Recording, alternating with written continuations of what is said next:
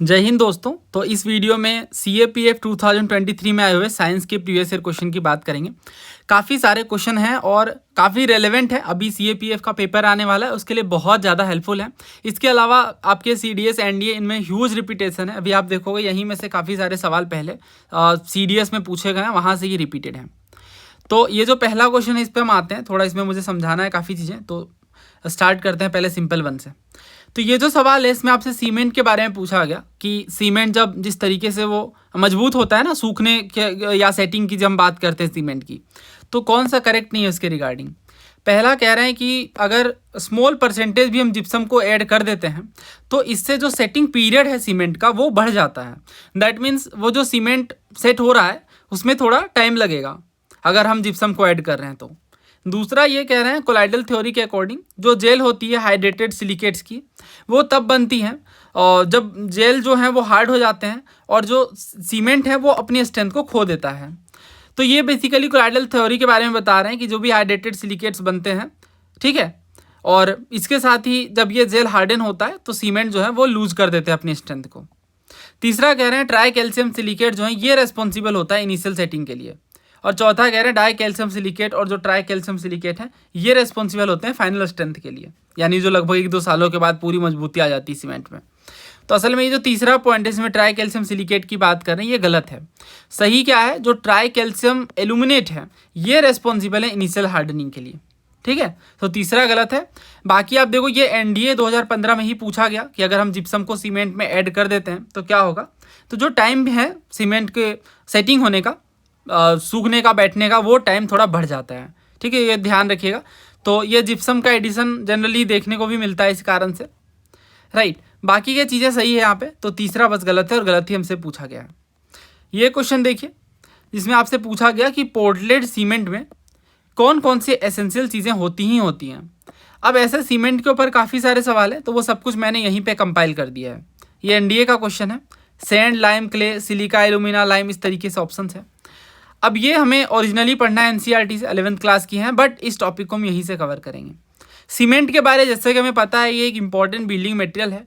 सबसे पहले ये जोसेफ एस्पिडीन ने शुरू किया इंग्लैंड में और इसी के साथ इसे पोर्टलैंड सीमेंट कहते हैं, ठीक है, पोर्टलैंड सीमेंट। और इसके साथ सीमेंट एक ऐसा प्रोडक्ट है जो लाइम या कैल्शियम ऑक्साइड इन चीज़ों को मिलाकर ये बनता है, जिसमें सिलिका का भी काफ़ी अच्छा खासा परसेंटेज होता है। आपको याद रखना होगा ये मेजरली जो सीमेंट होता है उसमें कैल्शियम ऑक्साइड सबसे ज़्यादा मात्रा में होता है, 50 से 60% अप्रॉक्स। इसके बाद आता है सिलिकॉन ऑक्साइड का नंबर। सिलिकॉन ऑक्साइड जो है ये अप्रॉक्स 20 to 25% होते हैं। ये दो जरूर याद रखिएगा, बहुत बार स्टेट PSC में और UPSC में पूछा गया है कि सबसे ज़्यादा कॉम्पोजिशन किसकी होती है सीमेंट में, तो पहले कैल्शियम ऑक्साइड की, देन सिलिकॉन ऑक्साइड की। इसके साथ ही आप देखिए तो जो पोर्टलैंड सीमेंट है, पोर्टलैंड सीमेंट में ट्राई कैल्शियम सिलिकेट देखने को मिलते हैं 51%, जो कि सबसे ज़्यादा मात्रा है। जिप्सम को ऐड करने क्यों ऐड करते हैं ये आप देख सकते हो, इन्होंने बताया है कि जिप्सम को ऐड इसलिए किया जाता है क्योंकि जो प्रोसेस है सीमेंट सेटिंग का ये इससे बढ़ जाता है। तो इस तरीके से यहाँ पे जो आंसर है वो ऑप्शन ए है। सिलिका, एल्यूमिना, लाइम ये सबसे ज़्यादा देखने को मिलते हैं। ना इसके बाद हम नेक्स्ट क्वेश्चन की बात करते हैं। हाँ, ये चीज़ यहाँ पे हमने कवर करी, ठीक है, सिलिकेट और एल्यूमिना वाली मात्रा ये देखिए, ठीक है, और लाइम भी है।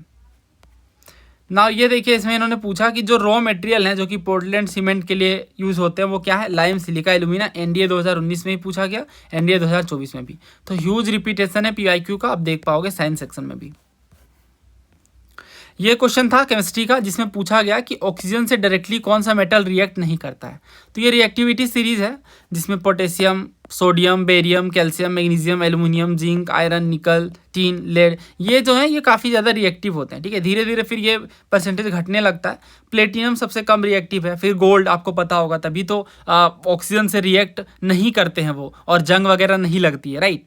और इसी तरीके से सिल्वर भी काफ़ी अच्छा विद्युत का सुचालक माना जाता है, गुड कंडक्टर माना जाता है। इसके साथ ही ये बहुत ही ना के बराबर रिएक्टिव है, इवन हाइड्रोजन से भी कम रिएक्टिव हैं, ठीक है। और ये काफ़ी ज़्यादा रिएक्टिव हैं। इवन अब अगर आप देखो तो पोटेशियम और सोडियम में काफ़ी हाई चांसेस रहते हैं आग लगने की, इस कारण से इन्हें मिट्टी के तेल में रखते हैं। तो यहाँ पे जो सही आंसर है वो है PT यानी प्लेटिनम, क्योंकि प्लेटिनम सबसे लेस रिएक्टिव है, इवन ऑक्सीजन से ये डायरेक्टली रिएक्ट नहीं करते हैं। नेक्स्ट देखिए कौन सा जो ऑर्गेनल है न्यूक्लियस के अलावा यूकेरियोटिक सेल में, इसका खुद का डीएनए होता है, खुद का राइबोसोम और खुद का प्रोटीन होता है। अगेन बेसिक एनसीईआरटी में आप देखोगे तो माइटोकॉन्ड्रिया को पावर हाउस ऑफ सेल बोलते हैं। क्या बोलते हैं? Powerhouse of cell. ये ध्यान रखिएगा, पावर हाउस ऑफ सेल किन्हें कहते हैं? माइटोकॉन्ड्रिया को। क्यों कहते हैं पावर हाउस? आप समझ सकते हो, क्योंकि एनर्जी फॉर्मेशन का काम करते हैं। दो मेम्ब्रेन की कवरिंग देखने को मिलती है। जो आउटर मेम्ब्रेन है ये पोरस होता है, यानी इनमें होल्स होते हैं स्मॉल स्मॉल। इसके साथ ही जो इनर मेम्ब्रेन है ये डीपली फोल्डेड होता है। ये जो फोल्ड है क्या करते हैं? जो भी एटीपी यानी जो एनर्जी जनरेट हो रही है उनके एरिया को बढ़ाते हैं फोल्ड होने के कारण। और जो बहुत सारे केमिकल एक्टिविटीज़ हमारी बॉडी में चलती हैं जिसके लिए एनर्जी रिक्वायर्ड होती हैं, वो माइटोकॉन्ड्रिया ही रिलीज करता है एटीपी के रूप में। किसके रूप में? एटीपी के रूप में, यानी एडिनोसिन ट्राइफॉस्फेट के रूप में। ठीक है, तो ये भी ध्यान रखिएगा। इसके साथ ही आप देखो कि हमारी जो बॉडी होती है वो एनर्जी जो स्टोर्ड हो गई एटीपी के रूप में, इनका यूज करती है न्यू केमिकल कंपाउंड को बनाने में। माइटोकॉन्ड्रिया जो है ये ऑर्गेनल्स वैसे हैं इस वे में क्योंकि इनका खुद का डीएनए है। ठीक है, ये अपने आप में यूनिक बात है और इनके खुद के राइबोसोम भी हैं, ये ध्यान रखिएगा, इंपॉर्टेंट है। ठीक है, इस कारण से माइटोकॉन्ड्रिया अपना प्रोटीन खुद बना सकते हैं। यहाँ से बहुत बार क्वेश्चन आया है कौन सा सेल ऑर्गेनल अपना प्रोटीन खुद बनाता है, तो यहाँ आपको ध्यान रखना है माइटोकॉन्ड्रिया। ठीक है ना, तो हाँ, तो इसका आंसर क्या है? ये देखिए यही चीज़ पूछ रहे हैं कि कौन सा यूकेरियोटिक सेल है, इसका खुद का डीएनए है, राइबोसोम है और प्रोटीन है, तो ऑब्वियसली आंसर क्या होगा? माइटोकॉन्ड्रिया। नेक्स्ट देखिए, for protein synthesis the amino acid are recognised and carried by. तो जो अमीनो एसिड होती हैं ये रिकॉग्नाइज और कैरी करने का काम करती है ट्रांसफर आरएनए। ठीक है, ट्रांसफर आरएनए जिसे हम टीआरएनए कहते हैं। ये भी आपकी बेसिक एनसीईआरटी में कवर्ड है। नेक्स्ट देखिए, जो वर्टिब्रेटा होते हैं उसमें स्मूथ एंडोप्लाज्मिक रेटिकुलम सेल्स में एक इंपॉर्टेंट रोल को प्ले करता है। क्या करता है ये? तो डिटॉक्स करता है। किस कंपाउंड को डिटॉक्स करता है? तो ये हम पढ़ते हैं एंडोप्लाज्मिक रेटिकुलम, सारा वही चैप्टर है। ठीक है, 9th एनसीईआरटी में बेसिकली कवर्ड मिल जाएगा। जो एंडोप्लाज्मिक रेटिकुलम है ये एक लार्ज नेटवर्क है मेम्ब्रेन बाउंड ट्यूब्स का और सीड्स का। ये लॉन्ग ट्यूबुल्स के जैसा दिखता है, यानी बेसिकली इसमें ट्यूब लाइक स्ट्रक्चर होते हैं। ठीक है, और जो एंडोप्लाज्मिक रेटिकुलम है ये प्लाज्मा मेम्ब्रेन के जैसा ही दिखता है। दो टाइप ऑफ एंडोप्लाज्मिक रेटिकुलम देखने को मिलता है, पहला रफ और दूसरा स्मूथ। जो रफ वाले हैं ये बेसिकली जब आप माइक्रोस्कोप से देखोगे तो ये रफ लगेंगे क्योंकि इनमें राइबोसोम अटैच होता है इसके सरफेस में। ठीक है, और इसके साथ ही आप देखो तो और भी चीज़ें हैं जिसमें जो स्मूथ एंडोप्लाज्मिक रेटिकुलम है ये फैट मॉलिक्यूल्स को मैन्युफैक्चर करने में हेल्प करता है। ठीक है, फैट मॉलिक्यूल्स को, ये ध्यान रखिएगा, पूछते हैं एग्जाम में। इसके साथ ही जो कुछ प्रोटीन और लिपिड होते हैं इनसे सेल मेम्ब्रेन बनता है। ठीक है, तो सेल मेम्ब्रेन बनाने में भी ये मदद करते हैं। और इस प्रोसेस को क्या बोलते हैं? इस प्रोसेस को बोलते हैं मेम्ब्रेन बायोजिनेसिस। ठीक है, कुछ अदर प्रोटीन और लिपिड फंक्शन भी एंजाइम के जैसा फंक्शन करते हैं, कुछ और प्रोटीन और जो लिपिड हैं। और हालांकि जो एंडोप्लाज्मिक रेटिकुलम है ये दिखने में काफ़ी अलग अलग होते हैं, बट जनरली इनका एक नेटवर्क सिस्टम होता है। तो वही बात यहाँ पे पूछी गई है कि ये वाली बात आप देखिए, स्मूथ एंडोप्लाज्मिक रेटिकुलम जो है क्रूशियल रोल प्ले करते हैं किन्हें डिटॉक्स करने में। तो ये किन्हें डिटॉक्स करते हैं आगे इन्होंने बताया है। हाँ, ये देखिए, in the liver cell of the group of animal called vertebrata, SER यानी smooth endoplasmic reticulum played a crucial role in detoxifying many poison and drug. यानी जो वर्टिब्रेट्स होते हैं उनमें जो लीवर की सेल्स होती हैं उनमें खास तौर से जो एंडोप्लाज्मिक रेटिकुलम है ये डिटॉक्स करता है बहुत सारे पॉइजन और ड्रग्स को। ये है स्मूथ एंडोप्लाज्मिक रेटिकुलम, इमेज आप देख सकते हो, आपने पढ़ा भी होगा। ठीक है, और इसके साथ ही ध्यान से अगर आप देखो तो ये रफ एंडोप्लाज्मिक रेटिकुलम क्योंकि इनके साथ ही अटैच्ड हैं। क्या अटैच्ड हैं? अभी हमने ये पढ़ा है, राइट? क्या पढ़ा है हमने? हाँ, ये देखिए, जो स्मूथ एंडोप्लाज्मिक रेटिकुलम है वो स्मूथ होते हैं। क्यों? क्योंकि इनमें कुछ अलग से स्ट्रक्चर नहीं होता है, बट जो रफ एंडोप्लाज्मिक रेटिकुलम है उनमें राइबोसोम होते हैं। ठीक है, तो ध्यान रखिएगा, R फॉर रफ और R फॉर राइबोसोम। आंसर इसका डी है। और ये डायरेक्ट एनसीईआरटी से ही क्वेश्चन बनते हैं साइंस के मेजरली, तो आपको वही कवर करना है। The rate of an enzyme catalysed reaction depends upon. एक एंजाइम कैटालाइज्ड रिएक्शन की जो रेट है यानी किस वे में वो होंगी वो किस पर डिपेंड करता है। अगेन आप बेसिक एनसीईआरटी की समरीज देखोगे तो वहाँ पे इन्होंने बताया है कुछ फैक्टर्स जैसे टेम्परेचर, पीएच, कंसंट्रेशन क्या होगी, या इनहिबिटर्स किस रूप में प्रेजेंट हैं। इन चीज़ों से एंजाइम कैटालाइज्ड रिएक्शन इन्फ्लुएंस होते हैं, राइट? एंजाइम्स ऐसे होते हैं क्या है? तो ये एक तरीके के कैटलिस्ट होते हैं जो हमारी लिविंग सिस्टम में रिएक्शंस के लिए मदद करते हैं, एंजाइम्स, राइट? तो यही चीज़ है, डायरेक्ट एनसीईआरटी से क्वेश्चन फ्रेम्ड है, substrate concentration, temperature and pH. Next देखिए, स्टार्च और ग्लाइकोजोन ये दोनों ही ग्लूकोज के बने होते हैं। ऐसा क्यों? तो ये जब ग्लाइकोजोन के जेन के बारे में हम पढ़ते हैं तो हमारे बॉडी में जो कार्बोहाइड्रेट है वो ग्लाइकोजेन के रूप में स्टोर्ड होता है।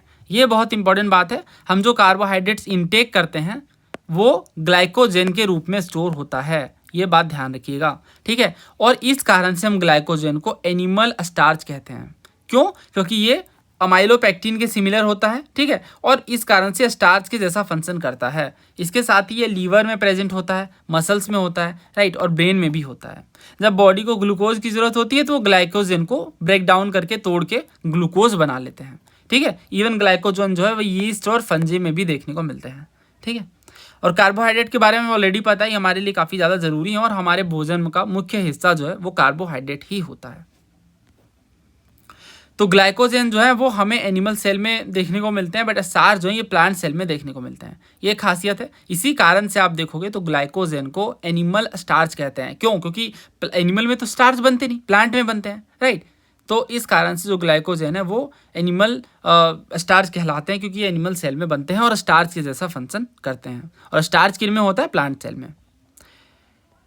नेक्स्ट देखिए, कुछ जो वायरल इन्फेक्शन है उनमें जो प्लेटलेट्स काफ़ी तेज़ी से गिर जाता है। आपने देखा भी होगा कि प्लेटलेट्स के बारे में अक्सर चर्चा होती है कि उनका किसी पेशेंट का खास तौर से प्लेटलेट्स काउंट काफ़ी गिर गया है। तो ये क्यों ज़रूरी है प्लेटलेट्स?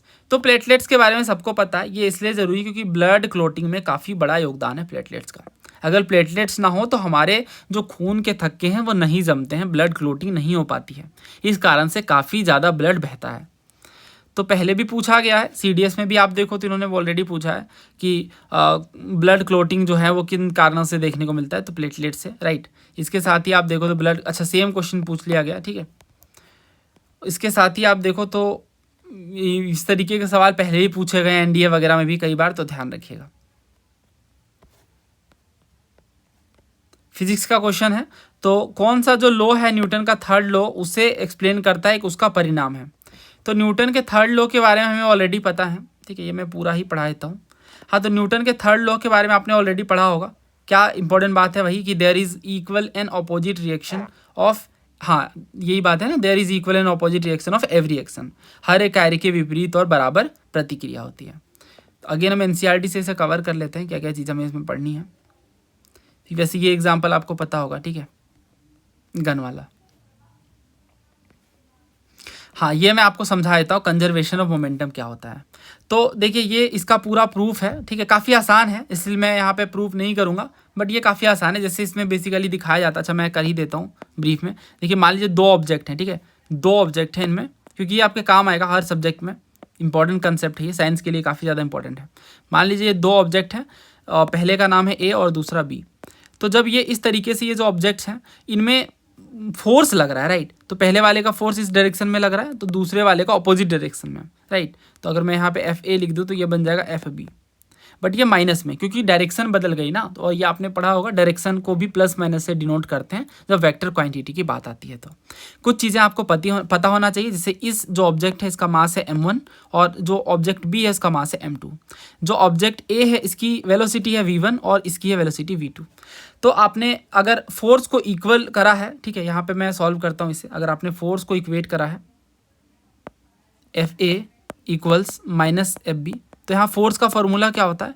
फोर्स का फॉर्मूला होता है मास इंटू एक्सेलरेशन, राइट। और यहाँ पे हम वही चीज़ लिखेंगे, मास इंटू, यहाँ पे m1 लिख लेना चाहिए, ठीक है, और इसके साथ ही m2 इंटू a2। एक्सेलरेशन के बारे में आपने ऑलरेडी पढ़ा है, एक्सेलरेशन क्या होता है? v minus you by T, ठीक है, एक्सेलरेशन क्या होता है? v minus you by T. तो ये बन जाएगा v1 minus u1 by t1, मैंने t टाइम मान लिया है। और m2 इक्वल टू ये जो आपकी एफ बी है वो क्या हो जाएगी? अगेन यहाँ पे भी हम सेम चीज़ करेंगे, v2 minus u2 by t2।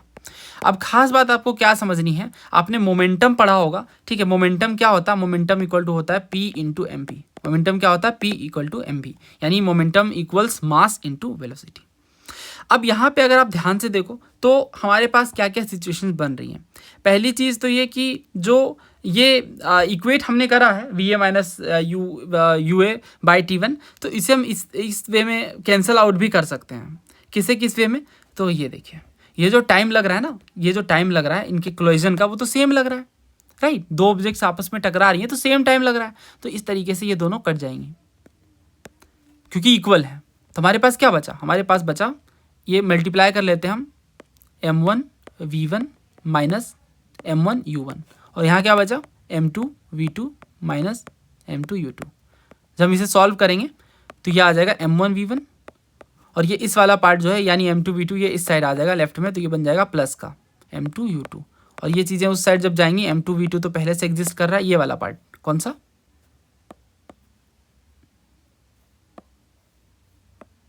हाँ ये वाला, तो ये उस साइड जब जाएगा तो प्लस का बन जाएगा।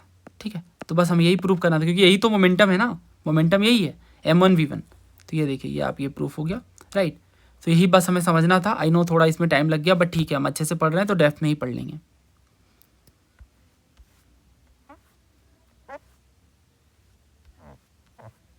ओके तो आंसर क्या होगा इसका फिर, कौन सा क्वेश्चन था ये,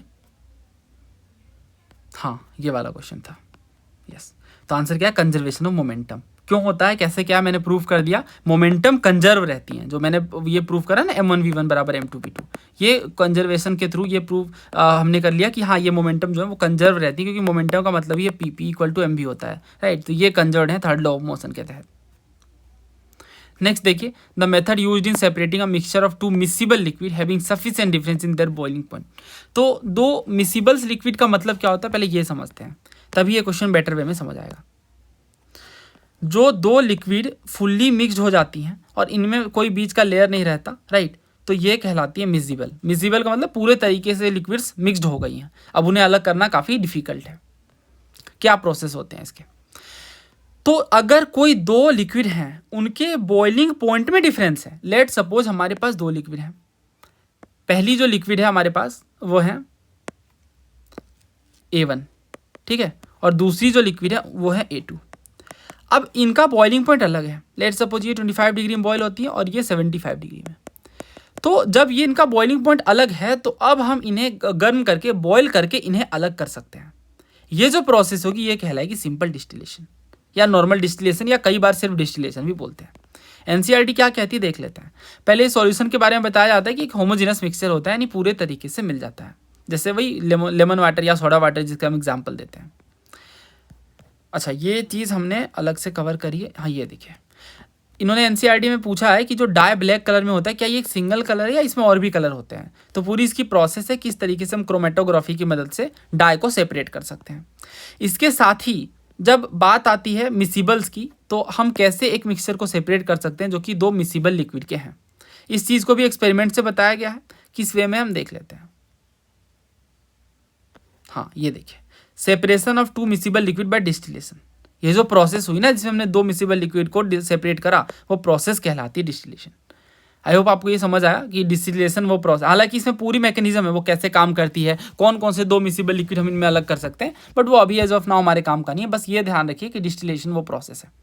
और भी चीज़ें इन्होंने बताई हैं, जब 11th क्लास की आप केमिस्ट्री में जाओगे तो इसमें भी इन्होंने वही प्रोसेस बताई किस तरीके से फ्रैक्शनल डिस्टिलेशन काम करता है। तो थोड़ा ये बहुत अच्छे से याद रखिएगा, इंपॉर्टेंट है कि जो नॉर्मल डिस्टिलेशन है उनमें जो मिसिबल लिक्विड हैं जो जिनका बॉइलिंग पॉइंट डिफरेंट है वो तो अलग हो जाएंगी, बट जब बात आएगी वैसे मिसिबल लिक्विड्स की जो जिनका जो बॉइलिंग पॉइंट का डिफरेंस है वो बहुत कम है, इवन 25 केल्विन से कम है, उस केस में नॉर्मल डिस्टिलेशन वर्क नहीं करेगा, उसके लिए हमें फ्रैक्शनल डिस्टिलेशन चाहिए। ठीक है, ये बात इंपॉर्टेंट ध्यान रखिएगा। जैसे अगर कोई डिफरेंट गैसेज हैं हवा में, अब हमें इन्हें अलग करना है, ठीक है, इवन जो डिफरेंट फ्रैक्शन है पेट्रोलियम प्रोडक्ट के, यानी जो पेट्रोलियम प्रोडक्ट होती है इनमें अलग अलग चीज़ें होती हैं, इन चीज़ों को जो हम अलग करना है तो ये तो बिल्कुल सिमिलर से होंगे इनका बॉइलिंग पॉइंट। पेट्रोल में जो अशुद्धियाँ हैं उनका बहुत ज़्यादा डिफरेंस नहीं, 25 केल्विन से कम का बॉइलिंग पॉइंट में डिफरेंस है, तो उस केस में हम नॉर्मल डिस्टिलेशन प्रोसेस से उन्हें अलग नहीं कर सकते हैं, उस टाइम पे हमें चाहिए फ्रैक्शनल डिस्टिलेशन। ठीक है, तो यही चीज़ें ध्यान रखिएगा। तो यहाँ तो इन्होंने ऑप्शन में भी फ्रैक्शनल डिस्टिलेशन नहीं दिया तो कन्फ्यूजन नहीं है, बट स्टिल हमें ध्यान रखना है यहाँ पे कि सिंपल डिस्टिलेशन का यूज किया जाता है। नेक्स्ट देखिए कौन सा स्टेटमेंट करेक्ट है। पहला कह रहा है एलोय मिक्सचर होते हैं, दूसरा एलो जो है कंपाउंड होते हैं, तीसरा एलो जो है वो हमेशा ही मेटल के बने होते हैं, चौथा जो एलो है इनमें कार्बन होता है। देखिए सॉल्यूशन के बारे हमने देखा कि हाँ ये एक होमोजेनस मिक्सचर होते हैं। इसी में एलोय के बारे हम जब पढ़ते हैं तो एलोय क्या है, एलोय मिक्सचर है दो या दो से ज़्यादा मेटल के, ठीक है, और या फिर कई बार ऐसा भी होता है कि मेटल या फिर नॉन मेटल भी हो सकते हैं, इन दोनों का मिक्सचर भी जो है वो एलोय कहलाता है, राइट। बट इन्हें फिजिकल मेथड से तो एटलीस्ट अलग नहीं किया जा सकता है नॉर्मली, और स्टील एक एलॉय है जिसे एक मिक्सचर माना जाता है, ठीक है। क्यों? क्योंकि इनमें उनके कॉन्स्टिट्यूएंट्स की प्रॉपर्टी दिखती है और इनका वेरिएबल कॉम्पोजिशन भी हो सकता है। जैसे अगर ब्रास के एग्जाम्पल हम देखें तो ये एक मिक्सचर है, ठीक है। मिक्सचर क्यों है? क्योंकि इनमें 30% जिंक है और 70% कॉपर है, राइट। तो इसमें जो इन्होंने कहा ना कि कौन सा स्टेटमेंट करेक्ट है, तो असल में एलॉय क्या होते हैं? मिक्सचर होते हैं। ये आप पढ़ो, एलॉय क्या होते हैं? एलॉय मिक्सचर होते हैं, दो या दो से ज़्यादा मेटल्स के। बाकी चीज़ें गलत है, कंपाउंड नहीं, कोई नीड नहीं है, हमेशा ट्रू हो ऐसा सही नहीं है। हमेशा मेटल क्यों? ये भी गलत है, राइट। और सारे के सारे एलॉय में कार्बन हो, बिल्कुल गलत है। कहाँ अब आपके जो ब्रास होते हैं उनमें कहाँ आपका ये कार्बन है? नहीं है। अब कुछ और भी सवाल हैं जिनमें एलॉयज के ऊपर क्वेश्चन पूछे गए हैं। सबसे पहला ये है कि जो एलॉय सोल्डर है इनमें क्या क्या देखने को मिलता है? तो एलॉय सोल्डर में होता है Pb एंड Sn, ठीक है।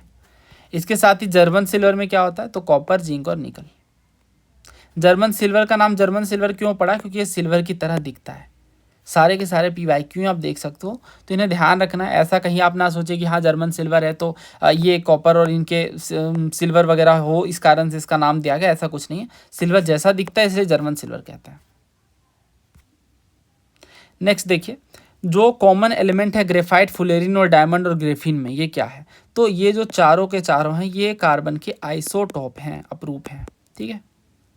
ग्रेफिन क्या है? ये कार्बन का नैनो स्ट्रक्चर है, ये PYQ है, ध्यान रखिएगा। सारे मैं PYQ यहाँ कवर कर रहा हूँ। NDA में रिसेंटली पूछा गया तो चार हमें मैच करना था, मैच द कॉलम में, वो सारा मैंने लिख दिया है। ग्रेफाइट क्या है? सॉफ्ट और स्लिपरी मटेरियल है। डायमंड क्या है? हार्डेस्ट नेचुरल सब्सटेंस है। फुलेरिन क्या है? बहुत ही लाइट और स्ट्रॉन्ग मटेरियल है। और ग्रेफिन क्या है? थिनेस्ट और स्ट्रॉन्ग मटेरियल है। ये चारों ध्यान रखिएगा। डायमंड के बारे में ऑलरेडी पता है, हार्डेस्ट है। और फुलेरिन भी ध्यान रखिएगा कि बहुत ज़्यादा लाइट होता है और स्ट्रॉन्ग मटेरियल है, मजबूत है, क्योंकि कार्बन का अपरूप है। ग्रेफाइट जो है वो सॉफ्ट और स्लिपरी है, राइट। और ग्रेफिन जो है वो नैनो स्ट्रक्चर है कार्बन की। नाउ नेक्स्ट देखिए, जो गैस जनरेट होती है जिंक को जब हम रिएक्ट कराते हैं सल्फ्यूरिक एसिड के साथ, तो ये तो नॉर्मल सी केमिकल रिएक्शन है। अगर आपने केमिकल रिएक्शन करी तो आपको पता होगा, जब भी हम जिंक को रिएक्ट करवाएंगे किसी भी एसिड के साथ, खास तौर से H2SO4 के साथ, तो ऑब्वियसली हमें ये जो हाइड्रोजन ये बाहर चला जाएगा और ये जिंक रिएक्ट करके SO4 निकाल देगा, ठीक है। तो हाइड्रोजन गैस हमारे पास रह जाएगा। तो आंसर क्या होगा इसका? Option number C, hydrogen.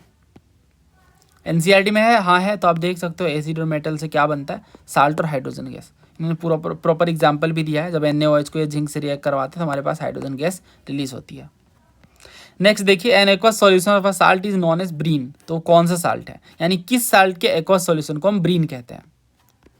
ये भी अगेन बेसिक NCERT 9th वाली। इसमें आप देखो तो इन्होंने बताया है कि जब इलेक्ट्रिसिटी हम पास करते हैं एक्वस सॉल्यूशन के साथ सोडियम क्लोराइड के, जिसे हम ब्रीन कह रहे हैं, तो ब्रीन क्या है असल में? ये नमक का ही एक्वस सॉल्यूशन है। जो सोडियम क्लोराइड है ना, उसके एक्वस सॉल्यूशन को ब्रीन कहते हैं। और जब आप नमक के ये एक्वस सॉल्यूशन से इलेक्ट्रिसिटी को पास करवाओगे तो ये डिकम्पोज होके सोडियम हाइड्रोक्साइड बनाएगा, ठीक है। आप देख सकते हो नमक है, इसके साथ वाटर है, तो क्या बना रहा है ये? Sodium hydroxide plus chlorine plus hydrogen. तो ये ध्यान रखिएगा, इसे हम ब्रीन कहते हैं। किसे? सोडियम क्लोराइड के एक्वस सॉल्यूशन को। तो आंसर क्या है? Option number A. अगेन हम थोड़ा इस पर शिफ्ट कर लेते हैं एक बार, ठीक है। तो मुद्दा ये था जिसमें आपसे पूछा गया कि ये एक रिएक्शन दे दिया गया और पूछा गया स्पीसीज़ कौन सी आइडेंटिफाई करनी है जिनमें ऑक्सीडेंट और रिडक्टेंट बताना है। क्लास 8 के NCERT में देखोगे तो इन्होंने ऑलरेडी इस चीज़ के बारे में दिया और बेसिकली रेडॉक्स रिएक्शन प्रूव करने के लिए कहा गया है, ठीक है। तो क्या होता है समझते हैं पूरा कंसेप्ट। एक कंसेप्ट है ऑक्सीडेशन, दूसरा है रिडक्शन। ऑक्सीडेशन क्या है? जब ऑक्सीजन गेन होता है तो उसे ऑक्सीडेशन कहते हैं, और जब भी ऑक्सीजन गेन होगा तो हमेशा ही हाइड्रोजन का लॉस होगा। रिडक्शन में क्या है? हाइड्रोजन गेन हो रहा है और ऑक्सीजन लॉस हो रहा है। ट्रिक क्या है इसकी? Oil rig. बहुत सारे लोग इसी निमोनिक से याद करते हैं, बहुत आसान है।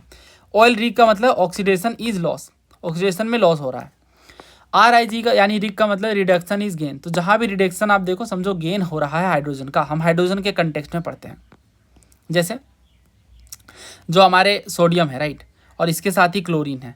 तो सोडियम क्लोरीन में सोडियम जो है उसने एक इलेक्ट्रॉन लूज करा, राइट, किसे दे दिया? क्लोरीन को। और क्लोरीन ने एक इलेक्ट्रॉन लिया, दैट मीन्स वो रिड्यूस हो गई, ठीक है। जैसे ये क्वेश्चन था जिसमें हमसे एक रिएक्शन दी गई थी और इसमें आपसे पूछा गया था कौन सा ऑक्सीडाइज हो रहा है, कौन सा रिड्यूस हो रहा है, राइट। इसे समझ लेते हैं। तो इसके लिए आपको एक बेसिक जानकारी होनी चाहिए ऑक्सीडेशन स्टेट की। ऑक्सीडेशन स्टेट के बारे में कभी आपको डिटेल में पढ़ाऊंगा, बट अभी मैं आपको निकालना सिखा रहा हूँ। Cu2O यानी कॉपर ऑक्साइड, इसका मैं ऑक्सीडेशन स्टेट पहले निकालता हूँ। तो इसमें जब भी आपको जो भी मेटल रहेगा उसका आप ऑक्सीडेशन निकालते हो, ठीक है। तो ऑक्सीजन का तो ऑलरेडी हमें पता है -2 है, हाइड्रोजन का +1 है, राइट, क्लोरीन का -1 है। इस तरीके से आपको पता होना चाहिए ऑलरेडी। ये हम पढ़ेंगे कैसे क्या होती हैं चीज़ें।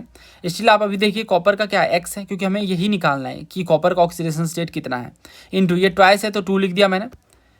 Let me zoom in. इसके साथ ही प्लस है और ऑक्सीजन है तो ऑक्सीजन का -2 होता है। तो यहाँ से कॉपर की ऑक्सीडेशन स्टेट आ गई जो कि 1 है। इसके साथ ही आप कॉपर सल्फाइड में कॉपर की ऑक्सीडेशन स्टेट निकाल लो, X/2। सल्फर का क्या होता है -2, तो कितना आया, ये 1 आया। इसी तरीके से अगेन आप देखोगे तो यहाँ पे भी आप निकाल सकते हो, ठीक है। सल्फर का क्या होता है, सल्फर को हमें निकालना है तो X ले लिया हमने। ऑक्सीजन -2 है और ट्वाइस है तो X की वैल्यू क्या आई, 4। अब अगर आप ध्यान से देखो तो इस वाले रिएक्शन में क्या हुआ, ये जो कॉपर है इसकी ऑक्सीजन स्टेट थी 1 और इस साइड में ये है 0, तो ये 1 से 0 हो गई, दैट मीन्स घट गई। तो जहाँ ये घटी तो ये क्या हो गई, रिड्यूस हो गई। इसके साथ ही यहाँ पे आप देखो Cu2S और SO2, तो यहाँ पे पहले कितनी थी ऑक्सीडेशन स्टेट सल्फर की, -2 थी, अब बढ़ करके 4 हो गई, यानी 6 बढ़ गई, दैट मीन्स क्या हो गया, ऑक्सीडेशन स्टेट, ऑक्सीडेशन हो गया, राइट। तो आपको ध्यान क्या रखना है, रिडक्शन जब ये पूछेंगे तो वो चीज़ हमें यहाँ समझ आनी चाहिए कि हाँ ऑक्सीडेशन स्टेट का जो नंबर है वो घट रहा है, जिसे हम ऑक्सीडेशन नंबर कहते हैं। अब मुद्दे की बात ये है जो कि इंपॉर्टेंट है वो ये कि ऑक्सीडेंट क्या है। तो जो ऑक्सीडेशन करवा रही हैं वो ऑक्सीडेंट है। जैसे इसका ऑक्सीडेशन हुआ ना तो किसने करा, इसने करा, राइट। तो यहाँ पे ये ऑक्सीडेंट है, ठीक है। और इसी तरीके से आप देखो तो जो रिडक्टेंट है वो कौन है, रिडक्टेंट यहाँ पे ये है Cu2S, ठीक है। तो इस कारण से जब इन्होंने पूछा कि ऑक्सीडेंट क्या है तो ऑक्सीडेंट हमें दिख रहा है, ऑक्सीडेंट साफ तौर से ये है कॉपर, राइट। इसके साथ ही आप देखो तो जो Cu2S है यानी ये वाली, ये इसमें क्या हुआ, ऑक्सीडेशन हुआ, दैट मीन्स ये क्या है, रिडक्टेंट। तो एक ही ऑप्शन है जिसमें कहा गया है S of Cu2S is reductant, ठीक है। तो ये अच्छा क्वेश्चन था और क्लैरिटी होनी चाहिए तभी आप ऐसे क्वेश्चन ईजिली कर पाओगे। नाउ नेक्स्ट देखिए, तो इसमें उन्होंने पूछा है कि ह्यूमंस में जो यूरिया है ये मेनली फॉर्म होता है मेटाबॉलिज्म से और फूड के किस कंपोनेंट से, fatty acid, vitamin, amino acid या ग्लूकोज। तो देखिए हमारे लीवर में होता है बाइल जो ये प्रोटीन को तोड़ने का काम करता है अमीनो एसिड में। यह जो फर्दर ब्रेक डाउन होता है तो फिर ये इससे नाइट्रोजन वेस्ट होता है और ये फाइनली ब्लड में मिल जाता है। तो दैट मीन्स जब ये पूछ रहे हैं कि यूरिया जो है वो मेजरली फूड का कौन सा कंपोनेंट है, अमीनो एसिड है, ठीक है, अमीनो एसिड, ध्यान रखिएगा। लिम्फ जो है मेजरली हमें ब्लड के प्लाज्मा में देखने को मिलता है और सेल्स के चारों ओर सराउंड करता है। ब्लड और लिम्फ में मेन डिफरेंस क्या है, तो लिम्फ जो है इसे हम टिश्यू फ्लूइड कहते हैं। लिम्फ का बेसिकली काम क्या है, ये कलरलेस फ्लूइड होता है जिनमें स्पेशलाइज्ड लिम्फोसाइट्स होते हैं और इसी से हमारी इम्यून रिस्पॉन्स मजबूत होती है, ठीक है। तो ये बात आपको ध्यान रखनी है कि मेजर जो डिफरेंस है वो लिम्फ अपने आप में कोई ब्लड सेल्स नहीं है, ठीक है। तो लिम्फ में रेड ब्लड सेल्स नहीं होते हैं ऑब्वियसली, बट लिम्फ क्या है, एक तरीके का लिक्विड है जो कि हमारी इम्यून रिस्पॉन्स के लिए इंपॉर्टेंट है। कार्बोहाइड्रेट, प्रोटीन और फैट और एंजाइम्स इनके डाइजेशन के लिए अमाइलेज, ट्रिप्सिन, लाइपेज इनकी जरूरत पड़ती है।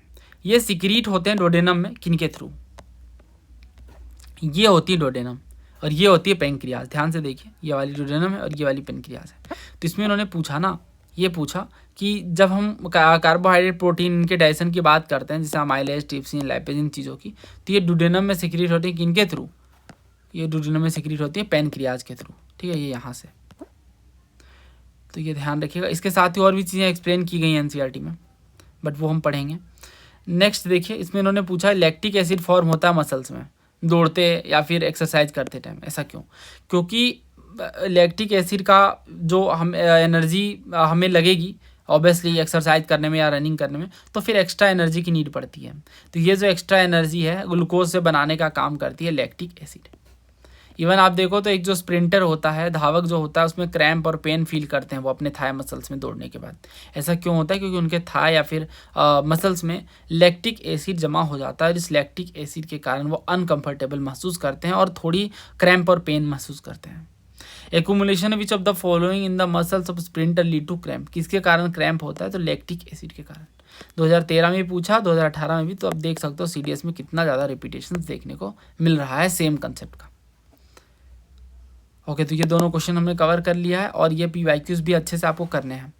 तो मेजर बात वही थी, आप इस चीज़ को अच्छे से समझ लें कि जब हम इस तरीके से कवर करते हैं तो कहीं ना कहीं PYQs का इंपॉर्टेंस हमें समझ आता है और ये चीज़ बहुत ज़रूरी है, बहुत जल्दी, जितनी जल्दी हम समझ लें उतना अच्छा है।